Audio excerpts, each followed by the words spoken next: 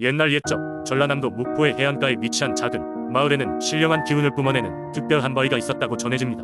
그 바위의 이름은 용혈암, 즉 용의 피가 흐르는 바위라 불렸습니다.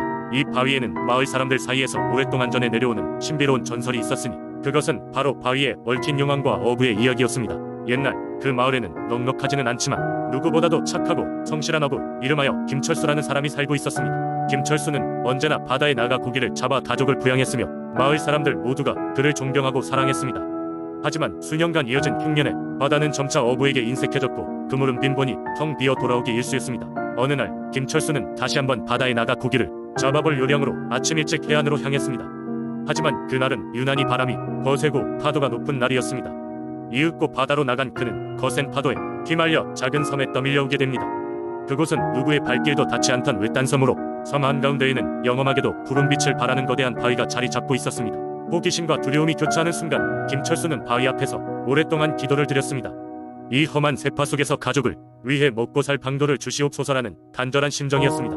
바로 그때 하늘이 어두워지면서 천둥 소리가 울리더니 바다 물결이 쩌렁쩌렁하게 갈라지며 바위에서 붉은 비가 내리기 시작했습니다. 그것은 다름 아닌 용의 피였던 것이었습니다. 그 하늘에서 내려온 용왕님이 철수의 간절한 기도에 응답하신 것이었습니다.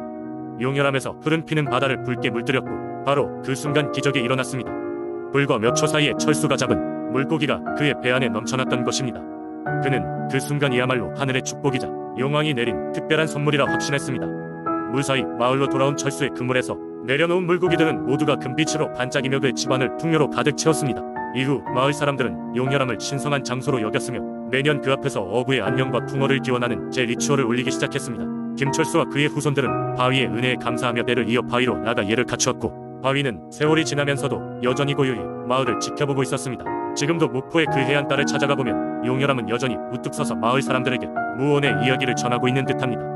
평화를 기원하는 그들에겐 없어서는 안 될 숨결과도 같은 존재로서 말입니다. 전설 속 용혈암은 많은 이들에게 가르침을 주는 동시에 목포의 정신적 안식을 상징하는 민속 신앙의 중심이 되었습니다. 두 번째 이야기, 신라시대의 이야기로 거슬러 올라가 보자. 그 시기에는 경주의 사람들 사이에 특별한 믿음이 있었다. 사람들은 자연 현상 속에서 신들의 뜻이 숨겨져 있다고 믿고 이를 두려워하거나 경외의 대상으로 삼았다. 신라의 문무왕은 이러한 민속신앙의 한복판에 선 인물이었다. 그의 이야기는 지금도 경주 지역에서 전해 내려오고 있다. 문무왕은 신라의 삼국 통일을 이룩한 위대한 군주로 그가 얼마나 현명하고 용맹하였는지에 대한 이야기는 수없이 많다. 그러나 그가 남긴 가장 큰 유산은 그의 죽음 이후에 벌어지는 신비로운 사건들과 관련된 것이다. 전쟁과 혼란 속에서도 그는 신라의 통일을 이루고 드디어 평화를 찾았다. 하지만 왕은 그의 목숨이 얼마 남지 않았음을 알고 있었다. 문무왕은 죽음을 앞두고도 나라를 위한 걱정이 끊이지 않았다. 그래서 그는 죽은 후에도 나라를 지키겠다는 굳은 뜻을 세우고 신하들에게 특별한 부탁을 했다. 바로 자신의 시신을 화장하여 동해에 뿌려달라는 것이었다. 그렇게 하면 자신이 용신이 되어 동해를 지키고 외세의 침략을 막겠노라고 말했다. 신하들은 왕의 뜻을 받들어 그의 유언을 실행했다. 이는 당시 굉장히 파격적인 일이었다. 왜냐하면 이후 당시의 왕들의 장례는 보통 통일신라의 지배자인 경주에 있는 능으로 모셔지는 것이 상례였는데 문무왕은 바다로 향한 것이었다. 문무왕이 숨을 거둔 후 신하들은 그의 유죄를 따랐다. 그가 바라던 대로 그를 화장하여 유골을 동해에 뿌린 것이다. 그러나 무덤이 없는 왕의 영혼을 걱정하는 사람들도 있었다. 하지만 얼마 지나지 않아 바다 언저리에서 신비로운 일이 일어나기 시작했다. 일부 사람들은 밤마다 가물거리는 달빛 아래 거대한 용이 바다 위로 솟아오르는 것을 보았다고 전했다. 그것은 마치 문무왕의 영혼이 깨어나 바다를 수호하는 형상 같았다고 한다. 이처럼 문무왕은 사후에도 그의 나라를 지키기 위한 용신이 되었다는 전설은 역사를 지나 신화가 되었고 오늘날까지도 경주의 바다를 바라보는 이들은 그 속에서 문무왕의 용신을 떠올릴 것이다. 그의 무덤은 존재하지 않지만 경주 동해의 가문사지와 대왕암은 그가 남긴 신비로운 전설의 증표로 남아 사람들의 마음속에 각인되어 있다. 이러한 문무왕의 이야기는 그저 전쟁과 전략의 영웅담이 아니라 그 시대 사람들의 신앙심과 자연을 신성시하는 마음이 담긴 전설로 남아 오늘날에도 경주 지역의 민속신앙과 긴밀히 연결되어 있다. 문무왕의 용신 이야기는 그 땅에 깊고도 은은한 영향을 미치며 전해지고 있는 것이다. 세 번째 이야기, 옛날 옛적 바닷가에 위치한 작고 평화로운 마을 군산이 있었어요. 이 마을 사람들은 주로 어업으로 생활을 이어나갔으며 바다가 그들에게 있어 삶의 터전이자 생계를 이어가는 중요한 곳이었답니다. 그러나 바다는 언제나 관대하지 않았습니다. 어느 해는 풍성한 어획량으로 마을이 번성하지만 또 어느 해는 일어나지 않을 파도가 마을의 어부들을 위협하곤 했죠. 마을 주민들 사이에선 바다를 관장하는 용왕님에 대한 전설이 전해져 내려왔습니다.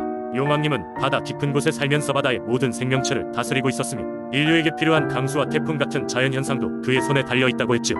주민들은 용왕님의 은혜를 보답하기 위해 정성스럽게 기도를 올리고 제사를 지내며 바다의 푸른 물결과도 같은 평안을 염원했습니다. 그런데 어느 날 전에 없던 큰 폭풍이 예고도 없이 마을을 덮쳤어요.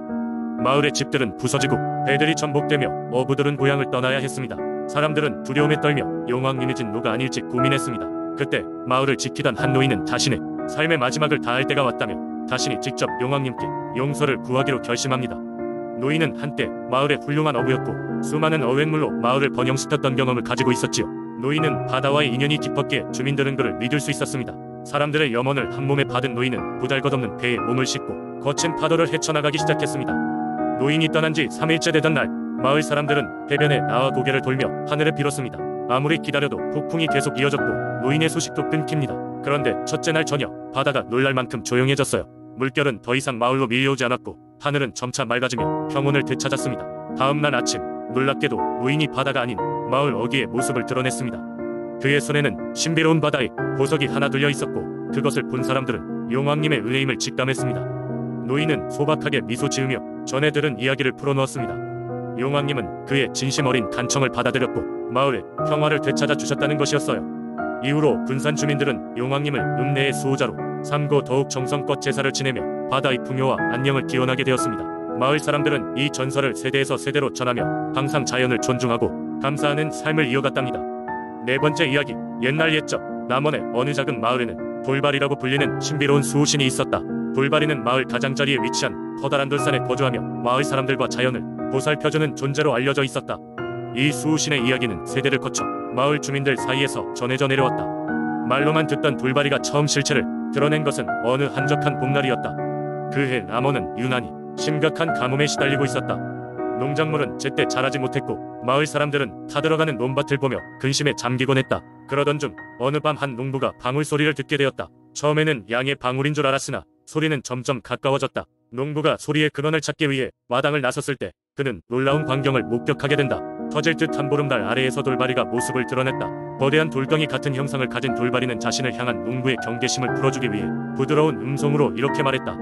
나는 이 마을의 수호신 돌발이오. 그러나 내가 가진 힘은 스스로 쓰는 법이 없으니 마을의 어려움을 덜어주려면 너희의 간절한 마음과 정성을 필요로 하네.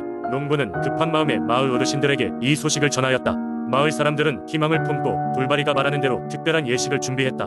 마을 사람들은 모두 한마음이 되어 돌산을 향해 감사와 존경의 뜻을 담아 정성스럽게 만든 쌀과 산나물을 바쳤다.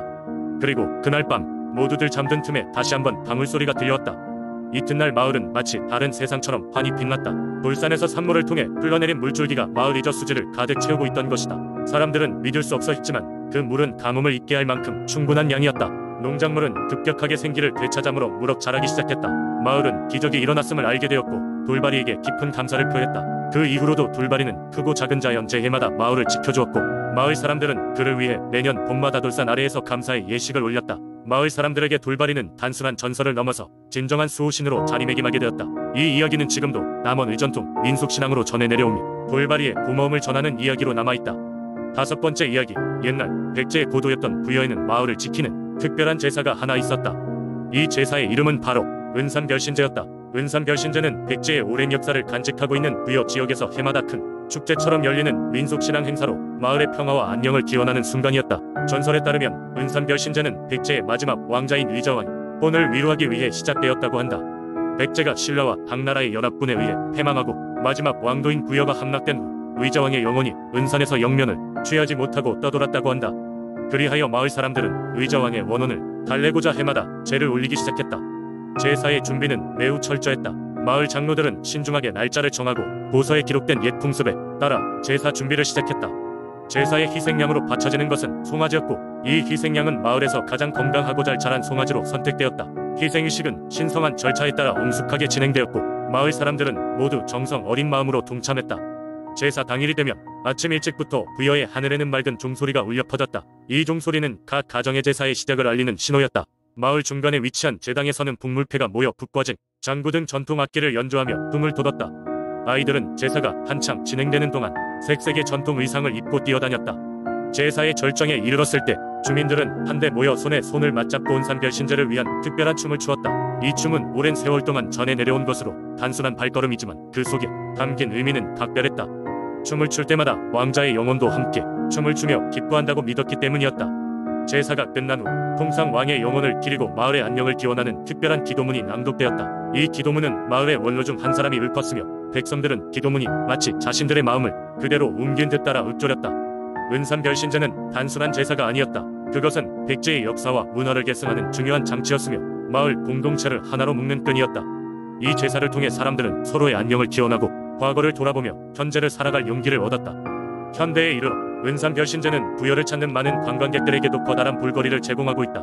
비록 시대는 변했지만 부여 사람들은 여전히 이 제사를 소중히 여기며 그 전통을 계승하고 있다. 그들이 제사를 지낼 때마다 마을 위에 드리운 의자왕의 영혼은 편안히 잠들며 백제의 땅을 수호해주기를 기원하곤 한다.